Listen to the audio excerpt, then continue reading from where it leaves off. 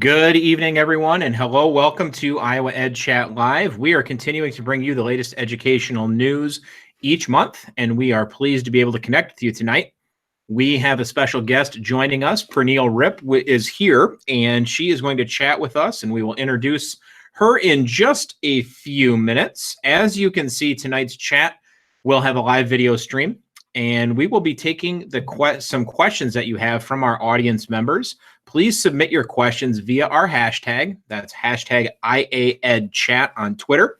We will monitor this feed throughout the conversation this evening, so please do not hesitate to share your thoughts. We will also get this show on our website and our podcast a little later on. If you've not checked out our podcast, you can certainly do that. We're on Apple Podcasts, Podomatic, Spotify, and the Google Play Market.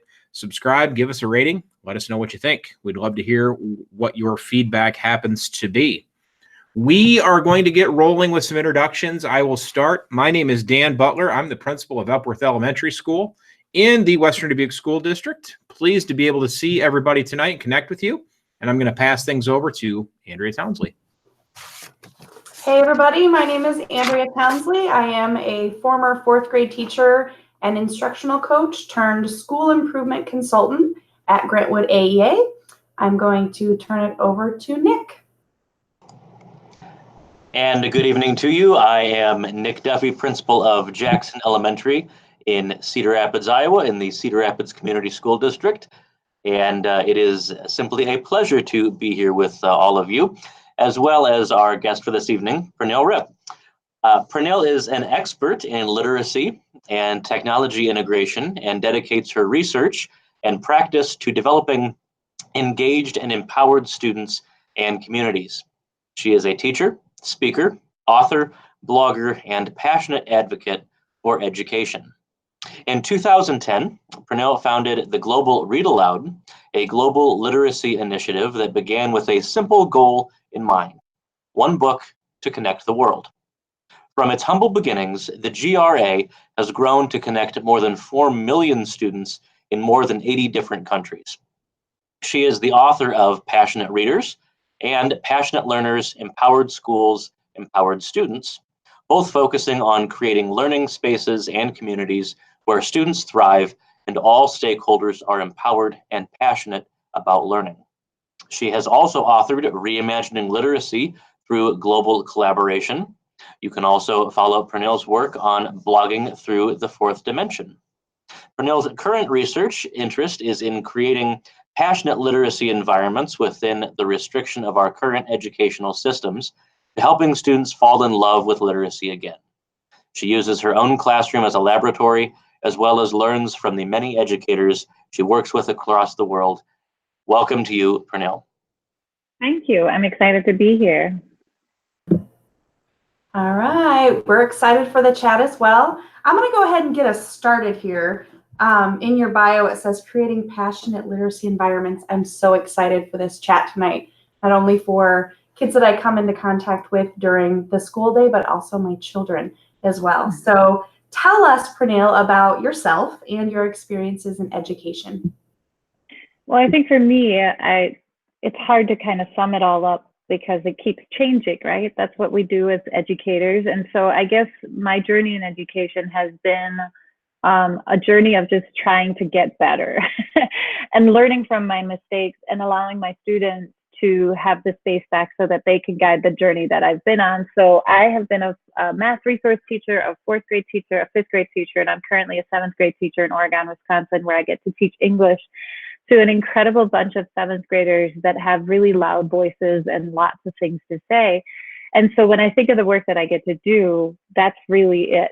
I get to go every single day and work with these students who demand an education that will suit whatever path they're on, and also demand a space for their personalities and their voices to shape that education. And that's been a really fantastic and fascinating mission to be on for so many years, because how do we make a space for students to find that spark for learning that they may have missed or that they never created, or how do we get to protect that within kind of the structures of our public school system in America? And I think about that because I didn't think I would have been a teacher, and I certainly didn't think I would be a teacher in America. I'm not born in America. I was born in Denmark, and that's where I was raised, and my first language is Danish. And so to sit in this incredible moment in time where there's so many amazing things in American education, but also so many things that are inequitable or things that need to be fixed, it's just really amazing. And so I think the work that I do really just boiled down to that when I became a teacher, I kept looking at all the examples that were out there, and so many of them were perfect. And I kept thinking that if I just worked a little bit harder, maybe I could become perfect too. And yet for every failure that I had, I didn't feel closer to that perfection.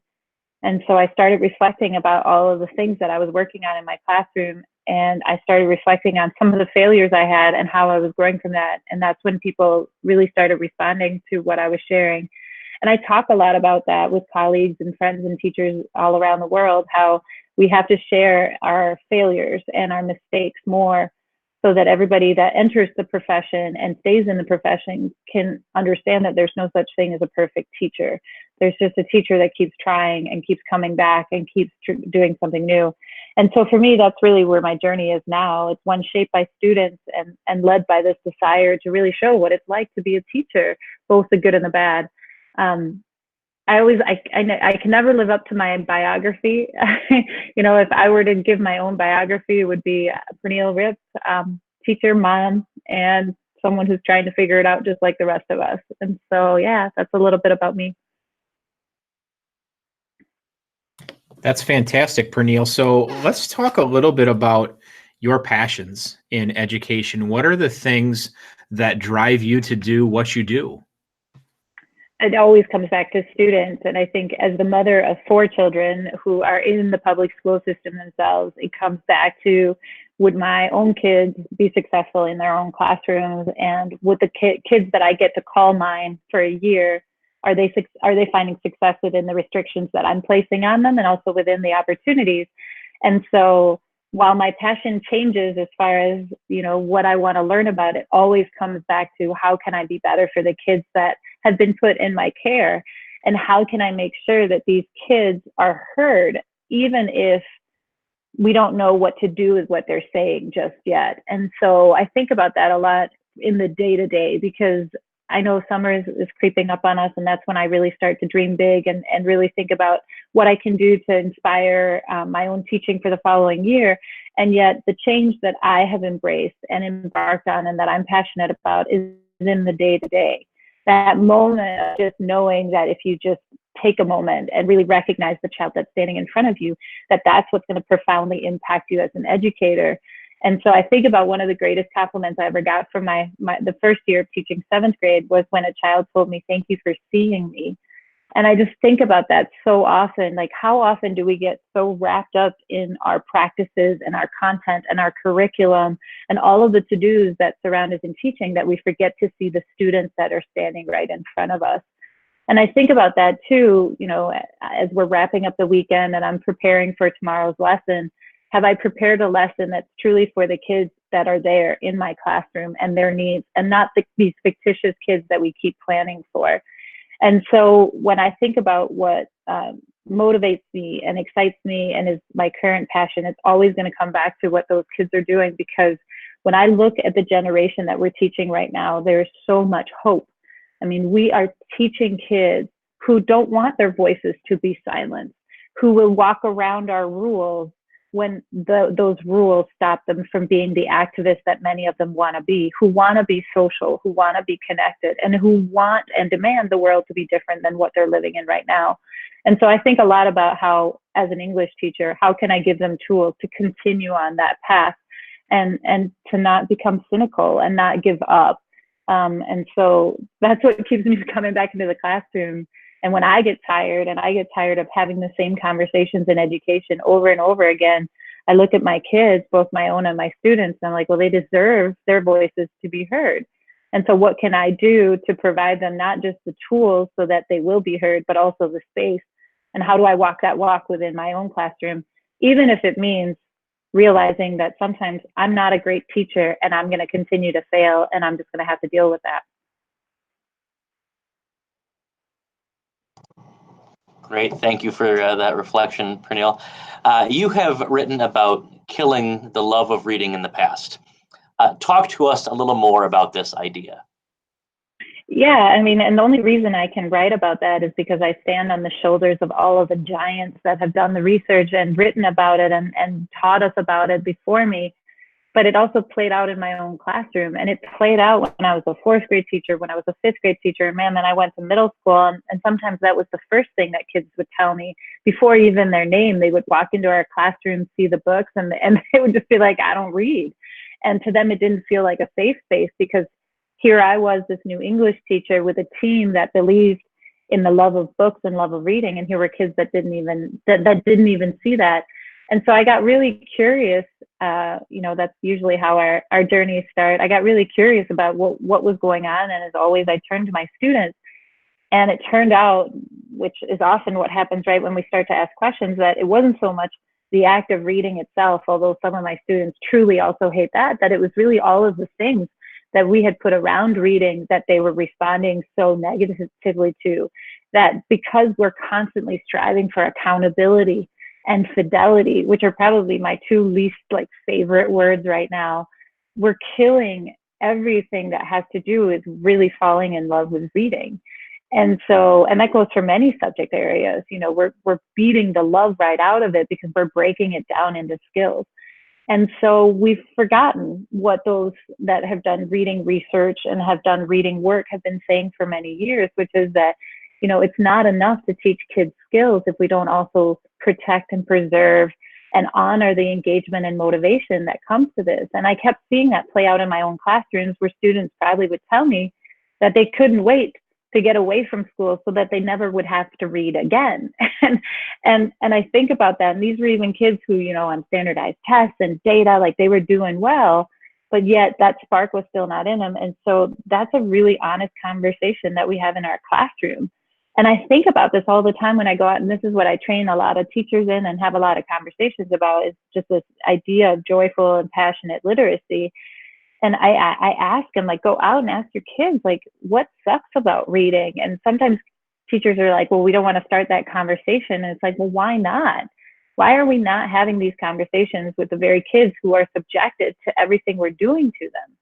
I mean, I have not met a teacher ever that said that their dream for the year was to kill the love of reading. And yet it happens every single year. And so I look back on my own decisions and my own well-meaning intentions and see just how much damage they've done. When I told kids that they had to do reading logs, because that was a way for them to prove that they were actually reading outside of school. And yet, as Jessica Lifshitz would tell you, and a fantastic fifth grader in Illinois, she would tell you the only thing that reading logs tells kids is that you don't trust them when they say that they've been reading. And I think about also just all the great ideas we have. Well, I can just do a little summary, or we can do a little book report, or I'm just going to make sure that they're not always reading those books that they gravitate towards, and how we don't see that that's actually destroying the journey they're on. And so for me, that's become something that I'm really, really passionate about. Also, because I see it playing out in my own 4 kids who are on very different reading journeys, despite being raised in the same household, in a house that loves reading, with the parents that share the love of reading with their kids. And so one thing that I have really raised my voice on is, what are we doing to kids? And then how are we then surprised that we have summer slide, and that we have these kids who would never pick up a book because they would see no value in it? I come across a lot of English teachers and teachers of literacy too that say they don't have time to read. If we're not walking the walk ourselves as adults, then how can we expect kids to do it? And I just think that there's so much untapped discussion within that area, which is what excites me, because I ask my students, so our grounding question the whole year is, who are you as a reader? And if my students can't answer that on a profound level when they leave us after a year in 7th grade, well, then I've failed. Then I've failed as their English teacher. If they don't know more about themselves as human beings and how that ties in with literacy, I have not done enough. Even if they're all scoring high on data and can, replicate all the skills we've taught them, if they don't know themselves better, we're not doing enough as educators. And so that's what keeps pushing me forward, is this question of, what are we doing to reading instruction that is making some kids feel like failures? And how can we reclaim that? And how can we create moments that, yes, still teach them all of the skills and help them navigate text, but also help them find a sense of self? Or if they come in loving reading, how can we protect that?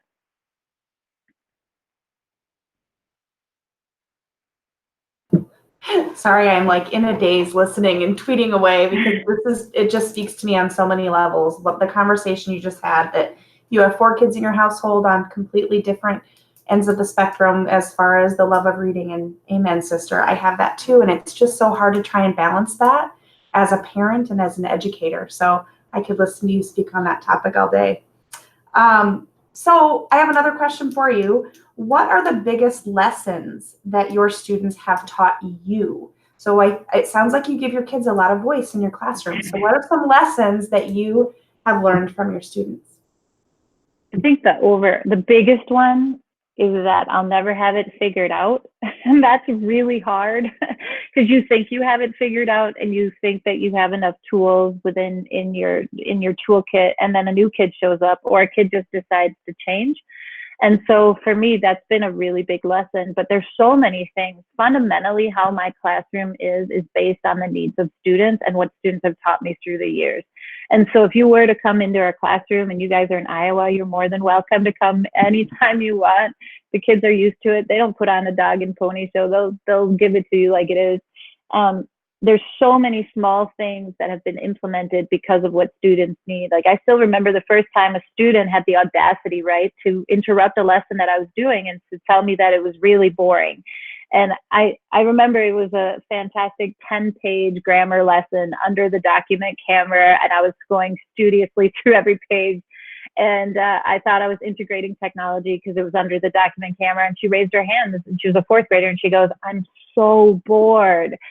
And in my head, I was kind of like, how dare you? Like, how don't you know how long this lesson took to make? But then I realized, like, she probably was. Like, it was me lecturing using a document camera. And so instead of kind of dismissing her words, I just looked at her and I said, well, how can we make it better? And she goes, can I work with a partner? And I think that that's some of the biggest lessons that my students have taught me, is that often it's not that they want to throw everything out or they want to dismiss everything that we're doing. It's that they want control over it. They want to be invested in the process. And so even if I just say to kids, here's my idea, here's what I'm thinking, what do you think? That allows them to come in and then say, oh, well, here's this. Can I do this? Can I tweak this? Can I personalize this? And I think for me, when I say, like, I believe wholeheartedly in personalized learning, like, that's what it comes down to. It's not all the things that the companies are trying to sell us. That's not personalized learning. Personalized learning is when we put the person back in the learning and we say, what do you need? And if you don't know what I need, here are options for you, and we can try to figure it out. And so there's so many things. My students like to teach people, let kids choose their books, let kids work through processes in different ways so that they can uncover how they write, how they learn best. And we talk about that in the classroom a lot. Are you putting yourself in a situation where this is how you learn best? And sometimes kids are like, no, I'm not learning best. Okay, what do you need to fix it? And I think when you then replicate that on a school-wide level and on a district-wide level, like they do in my district, which I'm so proud to be a part of, then that changes our very practices. And so, like, my district does a survey once or twice a year within asking our students, like, what's working for you? Do you feel safe in our schools? Do you feel respected? Do you feel like you're valued? And we don't dismiss those survey results. We use those to shape our PD. We bring students in to talk to us. We interview students. We have different groups that come in and work with our group.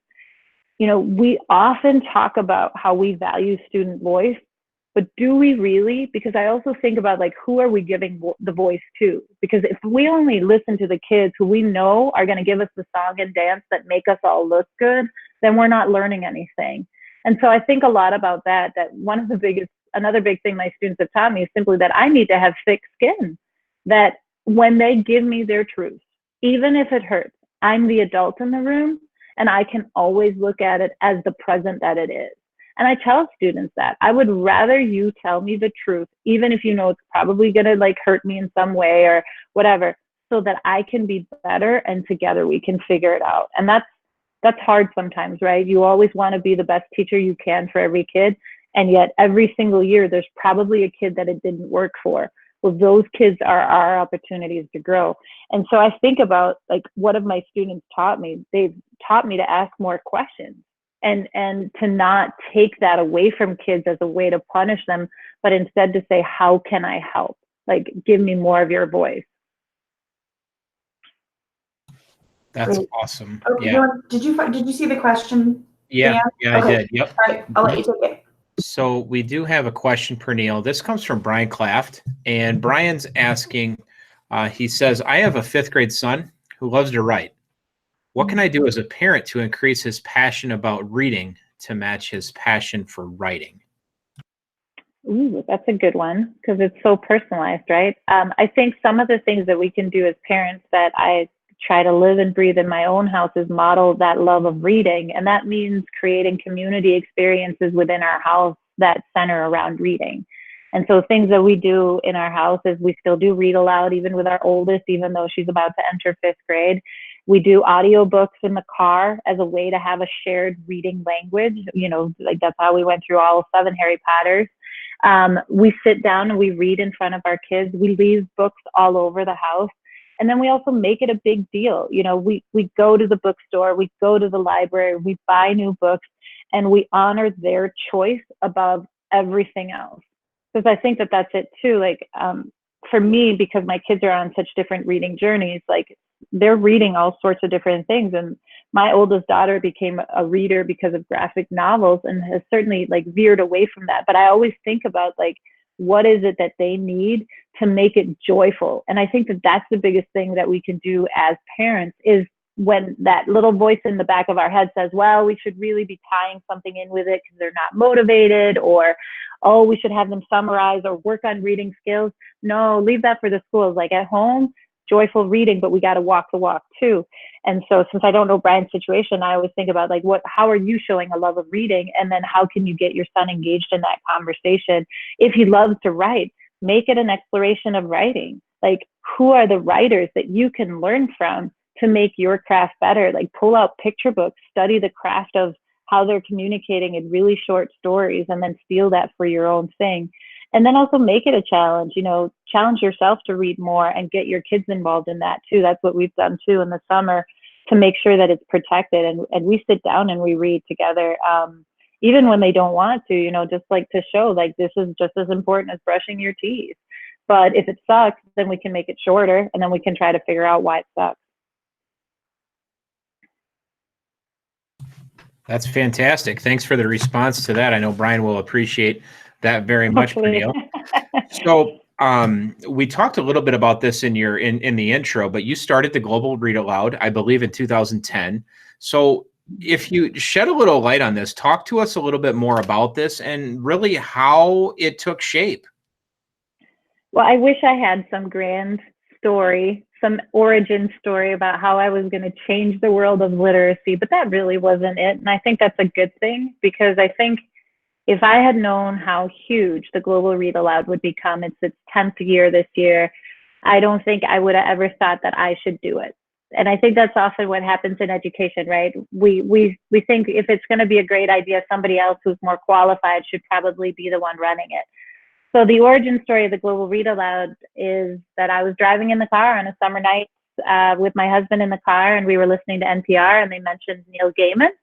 And I turned it up because I love Neil Gaiman, and they were talking about One Book, One World, which they were doing that year with the Read Aloud book club, Global Book Club of American Gods. And someone had created this and was using Twitter and a hashtag to kind of share this Global Book Club.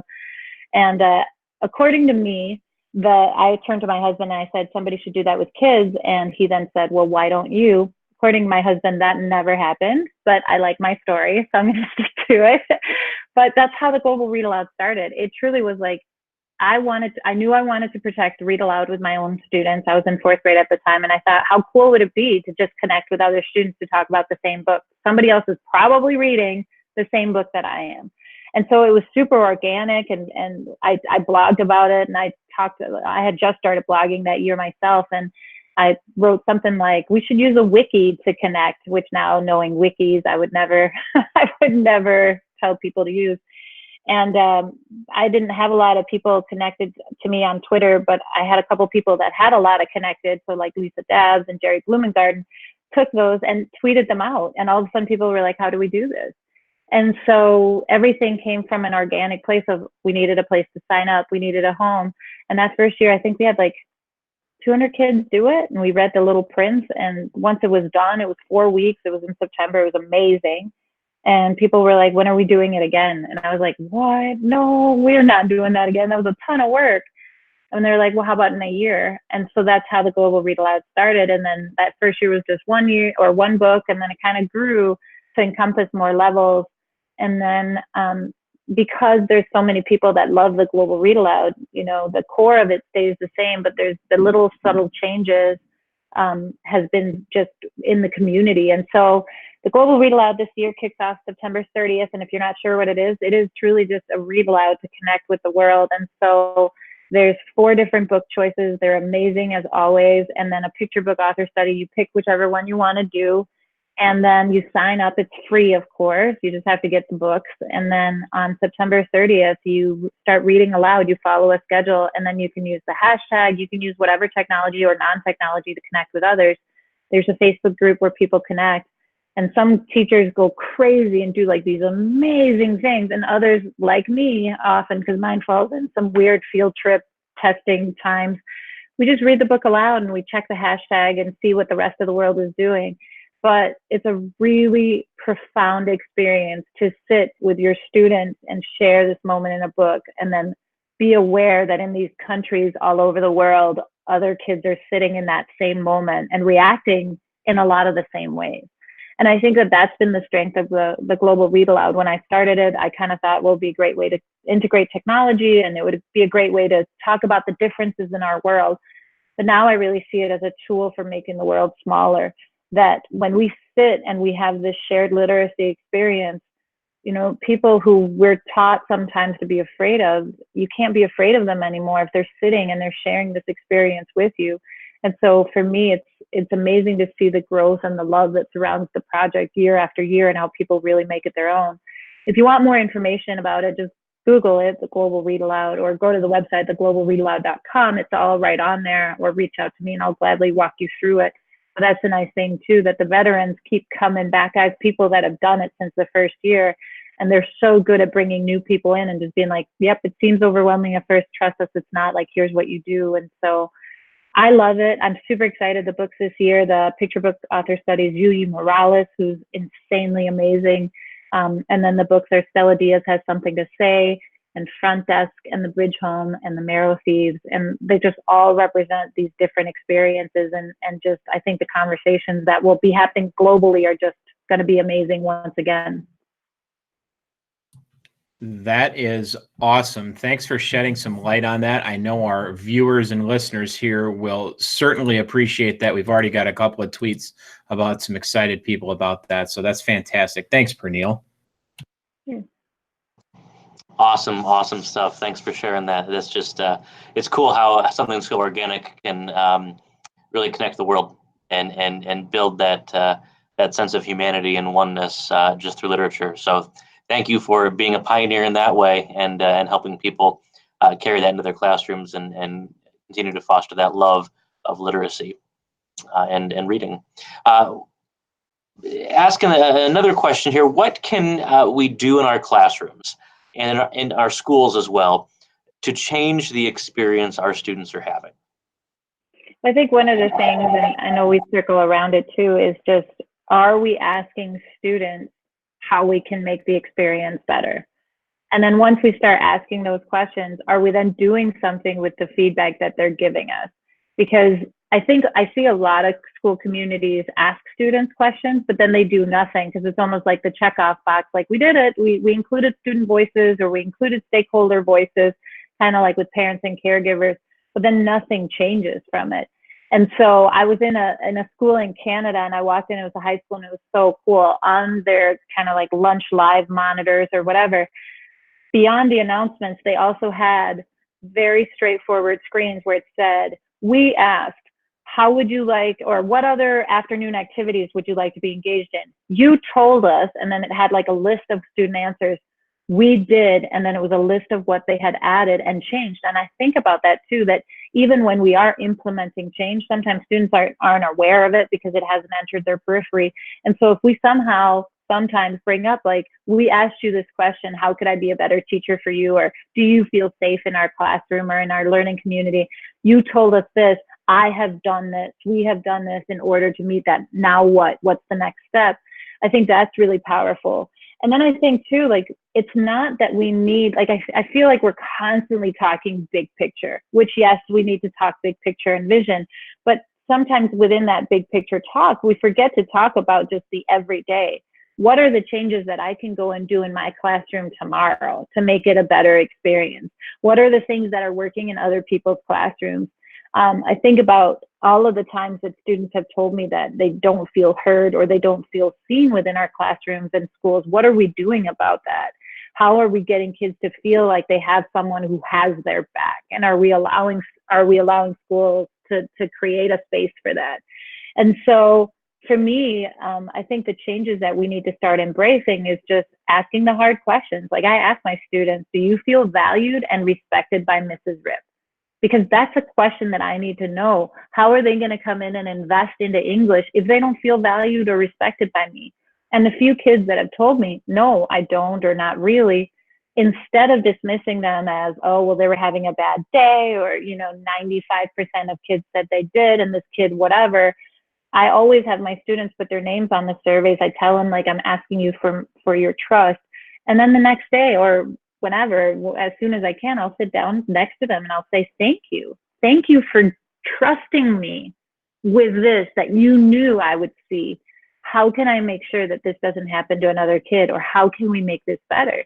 And so I think that when we say we need to make changes, it starts with students. So often we bring in curriculum and we assume that students are going to love it. And then when students are zoning out of their education and they're saying, like, they hate the process, they're bored out of their mind, we're like, well, you're just going to have to figure it out. What if instead we turned the table and said, you know what? We need to keep fidelity to the kids and not to the program. And that's not my quote. That's my deputy superintendent, Dr. Bergstrom. That's how we run things in my district. The fidelity lies with the kids. So what actions do we take to actually show that to the world? Because you can't just say that and then not walk the walk. And so I think for me, when I think about change, and it's kind of a long-winded answer, is go back and talk to the kids and ask the hard questions, and then ask the parents and caregivers, what's not working and how can we make this work?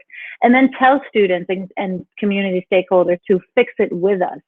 Because I think often in education, right, when somebody tells us this is a problem, then we go home and we lose sleep over it and we come up with 17 solutions. But I tell my students too, if you're going to point out a problem, you're also going to help me with a solution, because I'm only one person and I might not be able to come up with a solution, but together we can start thinking of. Then there's also out someone else's flaws or problems and then say, well, you fix it.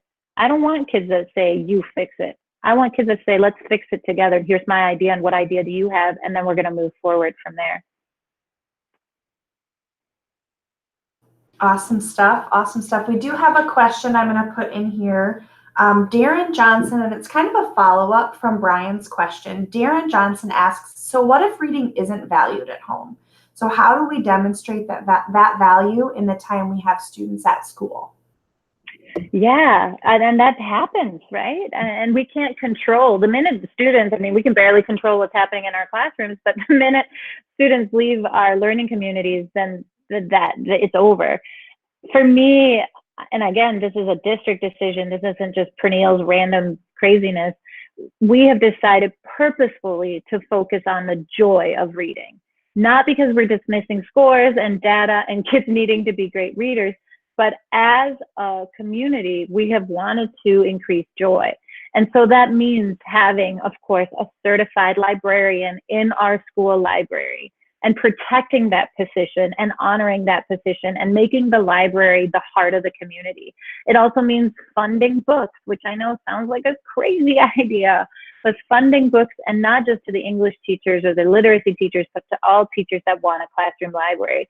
We value reading by having communal reading time in our school. We talk about books, we recommend books, we hand books to kids. And then I think it comes down to the individual practitioner too, of talking about what a real reading role model looks like.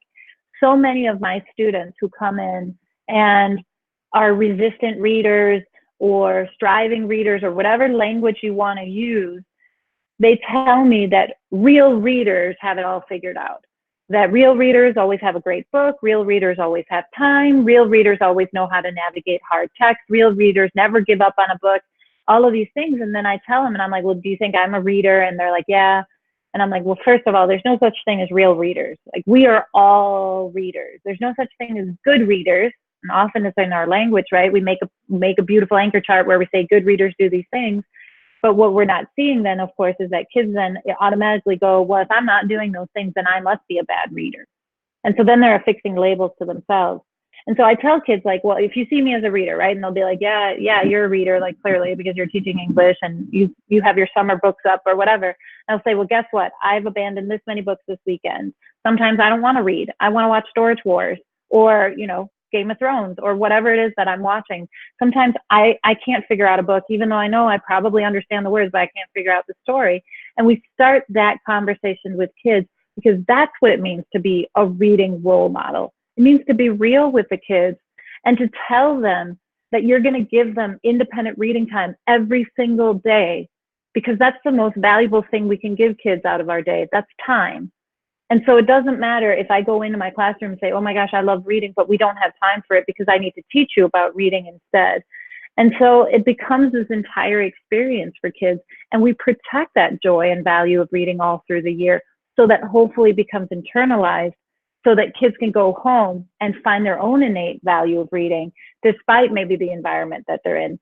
And then we make it a district-wide mission. Because I know Penny Kittle has talked about this as well. It's not enough if it's just 1 year. It's not enough if I am the crazy reading lady and no one else in my district is. And I think about that, and I try to reach back and say thank you to the teachers that come before me and before our 7th grade team, because they do so much work. And for some kids, all we have to do is like pick it up and just protect it. And for others, we're going to pick up wherever they were and we're going to keep trying. And so I think for us, we do it with urgency and we do it with a mission. I tell kids, I am not here to make you love reading, but I am here to try to make you dislike it a little bit less. And then I ask them, can you be on board with that mission? And often they are. And it's a whole year thing. It's until the very last day, on the very last moment, where one of the best ways that we can show them that we value reading is by giving them the chance to select a book as they leave us, a brand new book that they can take home and hopefully want to read over summer. So you've kind of started going into the next question. So I'm going to let you talk a little bit more on that. What are some of your best strategies to engage those reluctant readers while you're at school? So many of them come from all of the greats in reading instruction. I think for me, it comes down to, of course, choice all of the time, honoring their choice, honoring the journey they're on, never dismissing their choices by saying something is easy. When we tell a child that a book is easy, we're dismissing their entire reading identity. We have no idea why that book is attracted to that, or that child is attracted to that book. That might be the first book that they've seen themselves represented in, might be the book that they finally can navigate on their own. It might be a book that they finally actually wanted to complete. And so I think about that if we hold this core truth of honoring the individual at all steps, well, then the strategies come from around that, because it's going to look different kid to kid. Some kids, the biggest strategy we have is that we have more patience than they do, right? That every single day, because we start with independent reading every single day, that we slide a stack of books in front of them, and we slide pop-up books and picture books and graphic novels and enticing free verse books and anything we can get our hands on, and then we walk away. But we keep the expectation every day. We want you to read something great. And we create an environment where students know that this is what they should be striving for, that they should not be okay with just an okay book, that they should constantly be on a mission to find something amazing that's going to stick with them. because we don't get more time in this life. So why waste it on books that are not speaking to us? And so I think there's so many facets to this. And again, it also comes back to that question of who are you as a reader, right?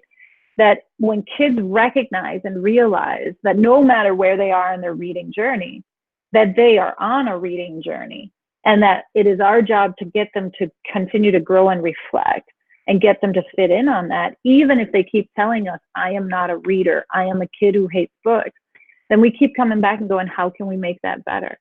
And we do that until the last day of school. And then we realize too, because I know I've sat on the last day of school and gone, man, I failed. Like, that kid didn't become a reader this year.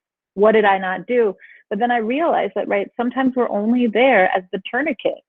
Sometimes we're only there to like stop this hatred of reading from growing even more. And then we're hopefully passing this child on to another amazing teacher or environment that will, you know, nurture that seed that maybe we have planted. And so I think, I mean, yeah, there's plenty of lists out there, and it always comes down to choice and access and time to read and doing meaningful work with reading. But I think for me too, it's the reflection piece. Who are you as a reader, and how is this going to impact my life? And how can I make this journey worth your time? What are the things I can entice you with? And then how can I keep coming back to you whenever you need me to, as much as I can?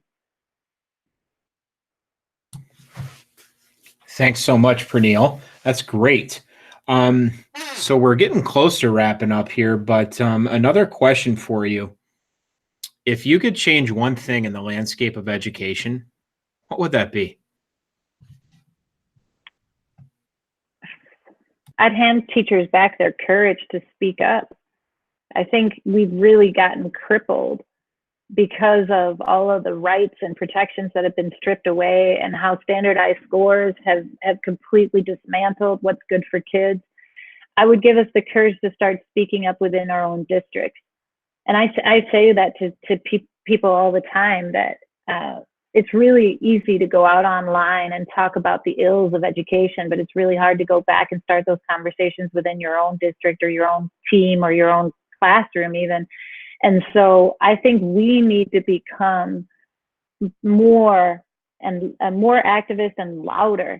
And I think we need to get parents and stakeholders in on the conversation.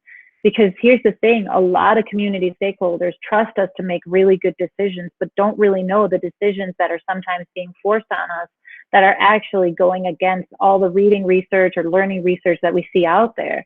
And so I think we need to start raising our voices. We need to fight for the kids that are sitting in our classrooms. And that goes for a lot of things. It goes for, you know, having inclusive libraries that honor all of the different identities and representations that are out in the world. Like, I think about what we value can be seen directly on our bookshelves. And yet so many times students or teachers are afraid of what their community will say if they place, for example, a book that features LGBTQ representation on their shelves. And yet when they're scared, think about the child that's sitting in the classroom that needs that representation. And so I think we need to find courage, and we need to find ways to speak up. And I think we also need to speak up about all of the amazing things that are happening within our schools, because it is so easy to write a narrative of broken schools if we're not shouting louder than that. And so I will always be a proponent of public education, because I see the magic that it does. I see the incredible gift that it is for so many kids to get into better situations. And so I am going to raise my voice and put my job on the line whenever I can. And I know that that comes from a position of privilege too, but I have to fight for the kids that are sitting in my classroom, because bottom line is, for me, and I've said this before, like, I would rather lose my job than lose a student. And so if there are decisions being made in our classrooms or in our districts that are somehow dismantling the identity of a child, then I think we have to speak up. And that even includes like bringing in scripted programs and computers to teach reading, and all the horrible ideas that are being sold to us as best practice. As Donalyn Miller will say, like, when somebody says like this is best practice and it's based on research, you know, then she always goes, show me the research and I'll show you mine. So courage would be the thing I would change. There's a million others, but we can start with that one. That's pretty good. That's pretty good. We'll take that answer, Pernille. Thank you so much. Excellent. Well, our last question for you tonight. This has just been a wonderful chat and has been so inspiring and exciting, and I can't wait to share this with my staff. But what's next? What's on the horizon for you, Pernille? Game of Thrones, clearly, that's huge, and Endgame tomorrow. So we've got our priorities straight. For me, I have been really focused on just being present in my life. I think there's this incredible, really brutal, perfect teacher myth that is making us all work ourselves to death, as if it's all being put on us. And if you just keep working a little bit harder, we'll fix it. And I think I've gotten caught up in that too. And so this year, a big focus for me has been, how can I be the best teacher for the 77 students that I get to be with? And how can I be the best mom and wife and family member to my family? And allowing myself to step back, also giving space to other people whose voices are not being given the same space that I am. For me, it probably means also leaving the United States within the next couple of years. That's been a big thing. I think it's time for me to go international. So that's something that we're looking at, as my husband is finishing up his teaching degree. He's going to be a tech ed teacher here within the next year or two. And so we're thinking about either heading back to Europe or maybe Asia. And then, I don't know. I have so much more to learn, and I have so much more to grow and to learn from my students. And so I'm just going to continue on this path and see where it leads me. But yeah, I mean, kind of slowing down and stepping back and only writing when I feel like it. I was supposed to be writing a book right now, and I'm still excited about the idea, but I just kind of took a step back and I was like, not now. Like I'm just going to go and be a teacher and be a mom and read a book and, be excited about that. So yeah, there's plenty of people out there changing the world. It doesn't have to be me. I don't need attention. Well, thank you for sharing that. I do hope that wherever you do go, that you continue to model using your voice as an educator, because I know that it definitely gives us courage as well. So I thank you for that. Thank you. I'm going to share a few resources for our viewers. You can find Pernille on Twitter at Pernille Ripp. She's got a couple of websites. www.theglobalreadaloud.com is where you can find information from one of our questions earlier, where she shared about the Global Read Aloud. And then also her website is www.pernillesripp.com. Her blog, Blogging Through the Fourth Dimension, is also a place to find things, as well as books. Passionate readers, there's also passionate learners, empowered schools, empowered students, and then reimagining literacy through global collaboration. So Pernille, I'm going to just give you the floor here for just a second to close up with a final thought or a final comment for our viewers.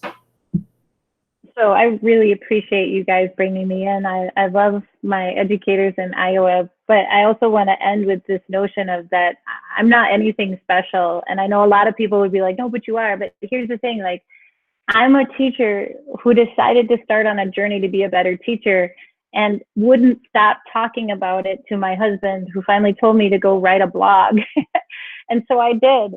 And I think about this journey that I've been on the last 10 years of writing and sharing with the world, and the amazing opportunities that I've gotten to change my teaching because of it. And so I say that in that everybody can do that. Find a way to change yourself and reflect on it. It doesn't have to be public like I choose, but like, this is just a journey that I'm on. And it's not because I've figured it all out or I've mastered everything in teaching, but it's because I continue to take a step towards growing and learning something alongside my students. And so I always tell people, like, don't compare yourselves to other teachers because they're on a different journey. Learn from them, but just take another step on your own journey and figure out what works for you. But then also know when it's okay to walk slower. I had somebody on Twitter was like, oh, teachers have to learn over the summer, because otherwise you're not a good teacher. And that, to me, is just not okay. Like, it's okay for us to take off time. It's okay for us to not answer emails. It's okay for us to not always be in learning mode, because otherwise we can't come back to it. And we need to come back to it for the sake of our students. And so I think that's my final thought. Like, go on your own journey and figure out how you can grow. And the best place and the first place to start with that is always go back to your own students and just say, how's this going for us? What can I do to be better? What's not working for you? A fun question is always, what do you wish I would never do again? They'll tell you exactly what you should never do again. And then thank them for their honesty. Think about how powerful that is to have an adult thank you for your words. I think about that all the time, and I want to make sure my students know how valued they are to me and my own kids. So thank you. No, thank you, Pernille. That was just fantastic. Thanks so much for the conversation tonight, your comments, everything. It was just tremendous. Guys, I'm going to close up with just one upcoming event right now and then just a little closing message. So we have Grantwood AEA. They are welcoming back John Hattie and Peter DeWitt. That's going to be coming up here in the next several months, October 16th in Cedar Rapids. Check out gwaea.org for more details on John Hattie and Peter DeWitt coming up in October. So thank you to all of our viewers and everyone for sharing your thoughts tonight on Iowa EdChat Live. Always the last Sunday of the month, we were doing a live show. With the exception of May, we will be doing that a week later because of the Memorial Day weekend. But you will not want to miss that. With the first weekend in June, the first Sunday in June, we will have another live show. We've got a great lineup this spring and summer, so we're really excited for the guests that we're going to be welcoming on. Very special thank you to our guest tonight, Pernille Ripp. Be sure to follow some of your new friends you met and visit our hashtag IAedChat to continue the conversation. And you can also find a great deal of resources on our website. That's tinyurl.com/IAedChat. We are going to be back next week with another great topic. And until that time, be the change. Good night, everybody.